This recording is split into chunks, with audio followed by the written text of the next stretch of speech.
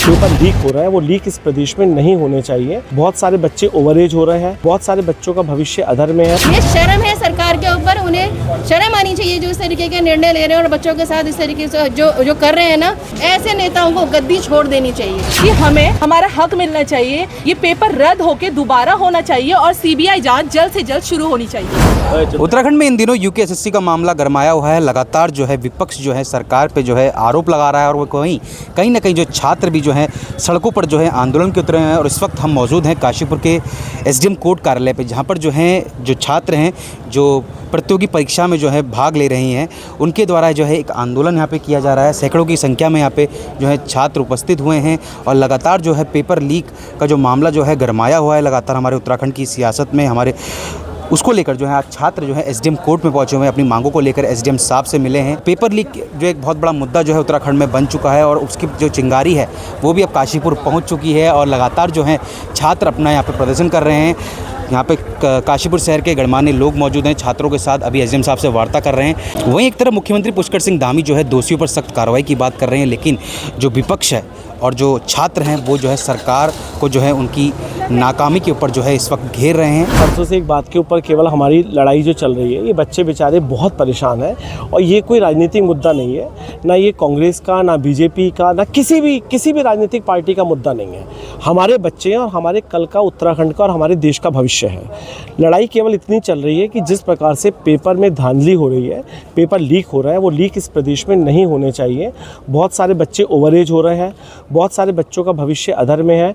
मैं अभी बहुत सारी अपनी बेटियों से बात कर रहा था, उनकी ओवर एज हो रही है, जो शादी नहीं कर पा रही, नौकरी नहीं है, घर में बहुत बुरी हालत है। अब स्थिति क्या हुई, परसों तरसों ये बच्चे अपनी परमिशन लेने के लिए एसडीएम साहब के पास आए। एसडीएम साहब के यहाँ से बाकायदा जो एक होता है कि एक आख्या भी दी जाए, एसएचओ आख्या दिया जाए, वहाँ पर ये गए। एसएचओ साहब ने आख्या लेने के बाद और अपना पूरा जो एक जुलूस के पत्रावली, पूरी नियमावली होती है, उस नियमावली भी दी गई और उसके बाद वो देने के बाद उसको फिर वाइटनर लगा के हटा दिया गया। मेरा केवल इसमें जो विरोध है, केवल इस बात का विरोध है कि अभी हमारे काशीपुर में जो घटना घटित हुई, प्रशासन उस चीज़ को बड़े ज़ोर शोर से कह रहा है कि साहब वहाँ पर जो हुआ वहाँ पर बिना अनुमति के हुआ। जब ये बच्चे मेरे पास आए तो मैंने इन बच्चों से कहा कि आप अनुमति लेके काम करो और विरोध प्रदर्शन करना हमारा फंडामेंटल राइट है, वो करना चाहिए। यदि गलत हुआ है तो हम अपनी बात नारों से, रैली से, धरनों से, प्रदर्शन से, इसी तरीके से हम अपनी बात कर सकते हैं।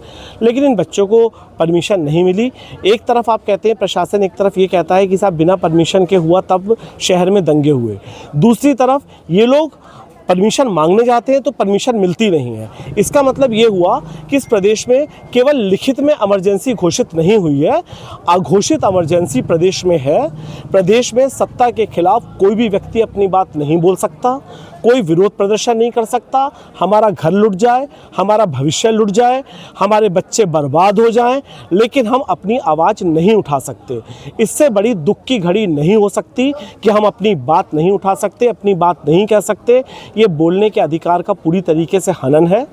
एक अघोषित इमरजेंसी उत्तराखंड सरकार के द्वारा लगाई गई है। आपके माध्यम से मैं कहना चाहूँगा कि बच्चों की आवाज़ को मत दबाइए। बच्चे बहुत परेशान हैं। आप भूल जाइए मेरे को कि मैं किस पार्टी से हूँ। इस समय ना कोई पार्टी की बात चल रही है, ना किसी धर्म की बात चल रही है, ना किसी जाति की बात चल रही है। बच्चे जब यदि खड़े हुए हैं तो बच्चे सभी धर्म के हैं, सभी जातियों के हैं और इस प्रदेश के बच्चे हैं। इस प्रदेश के बच्चे जब कल को आईएएस और पीसीएस बनने जाते हैं तो हमारी सरकार बड़ी जोर शोर से उनको अपने मंच पे बुला के उनको शाबाशी देती है, उनको प्रमाण पत्र देती है बच्चे, और इन बच्चों का भविष्य खत्म हो जाता है। जो बच्चे को भविष्य खत्म करने वाले खुद आप लोग हैं। देखिए यहाँ आप देख रहे होंगे भारी संख्या में स्टूडेंट विद्यार्थी आया हुआ है और ये विषय को राजनीतिक नहीं है। मैं आपको पहले ही कह दूँ, ये एक मौलिक अधिकार है बच्चों का, जो सबका जो खनन किया गया है। बच्चा पेपर दे रहा है यूके का और वो लीक हो जाता है। जब वो इस बात के लिए अपनी बात रख रहा है कि सीबीआई जांच की जाए या फिर इस पेपर को रद्द किया जाए, तो सरकार इसको सीधे सीधे रूप में मना कर दे रही है। एक बच्चा जो दूर दराज के गाँव में रह के किस अवस्था में वो पढ़ाई कर रहा है, किस तरीके से वो यहाँ पर आया, किस कष्टों में पेपर दे रहा है, ये सरकार नहीं देख रही है। लेकिन पेपर जो है आपका आधे घंटे के अंदर लीक हो रहा है, जिसका सबके सामने प्रूफ है। उसके बाद भी सरकार इस बात को मानने को राज़ी नहीं है। वो कह रही है 3 ही पेपर तो खाली लीक हुए हैं, लेकिन आप ये नहीं देख रहे हैं कि वो 3 पेपर में वो जो बच्चा रात दिन बैठ के पढ़ रहा था, वो 3 पेपर में कितने क्वेश्चंस होंगे। जो बच्चे ने उसको चीटिंग करके आप पेपर रद्द नहीं कर रहे, वो तो कल को पोजीशन पा लेगा। और जो बच्चा अपना घर छोड़ के एक कमरे में बैठ के पढ़ाई कर रहा है, उसकी कोई बात को सामने रखी ही नहीं जा रही है। एक बच्ची भी मेरे से बात कर रही थी, वो कह रही थी कि मेरे पिताजी ने कहा कि शादी कर लो। मैंने कहा नहीं पापा, मुझे अपना पहले जो मेरा मकसद है, जो मेरा उद्देश्य है, मुझे उसमें आगे आना है।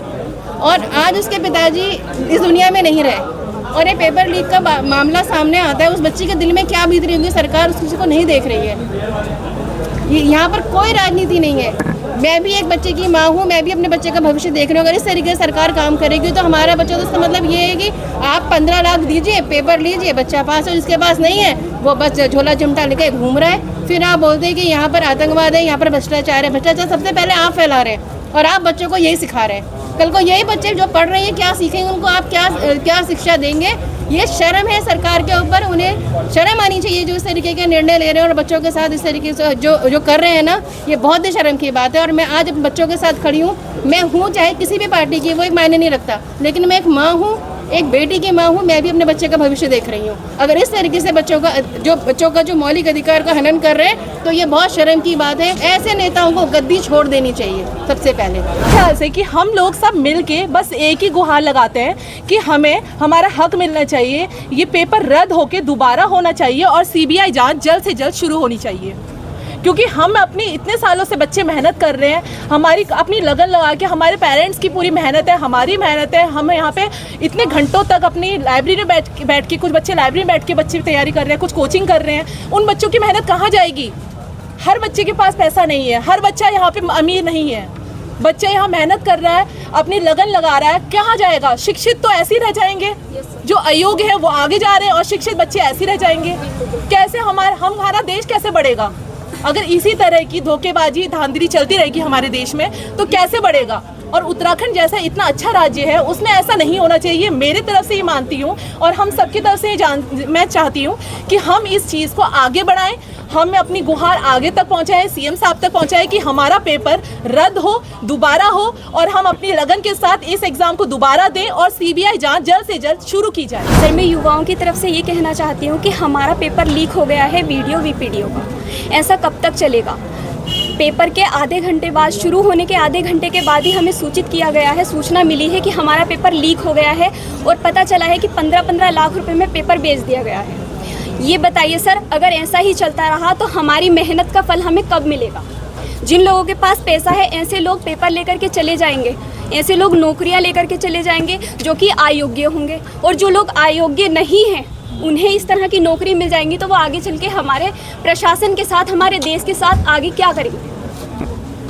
इसके अलावा मैं ये भी कहना चाहूँगी कि अगर जो लोग शिक्षित हैं वो ऐसे रह जाएंगे तो उनकी क्या वैल्यू रह जाएगी? उनका शिक्षा पर से भरोसा उठ जाएगा। जब शिक्षा पर से ही भरोसा उठ जाएगा तो ऐसे में हमारे देश की परिस्थितियाँ आगे तक के लिए क्या रहेंगी? तो मैं साथ में युवाओं को जागृत करने के साथ साथ मैं अपनी सरकार को जागृत करना चाहूँगी और कहूँगी कि कृपया करके इस समस्या का जल्द से जल्द समाधान करें, हमारा पेपर रद्द करके दोबारा पेपर किया जाए और इस समस्या को जल्दी से हल कर दिया जाए। सीबीआई अभी माननीय एसडीएम साहब से वार्ता हुई है और जो छात्रों के साथ पेपर लीक प्रकरण में उसकी विस्तृत इंक्वायरी ये लोग चाहते हैं और अपनी बात जनता के सम्मुख रखने के लिए एक रैली के लिए भी मांग करी हम लोगों ने। तो उसमें उन्होंने कहा मैं एएसपी महोदय से बात करके आज शाम तक परमिशन दे दूंगा। हमें उम्मीद है, हम कानून के अनुसार काम चलना चाहते हैं। हम सब अधिवक्ता लोग भी इन छात्रों के साथ इस संबंध में हैं और उनको उनके मौलिक अधिकारों की जानकारी दी है।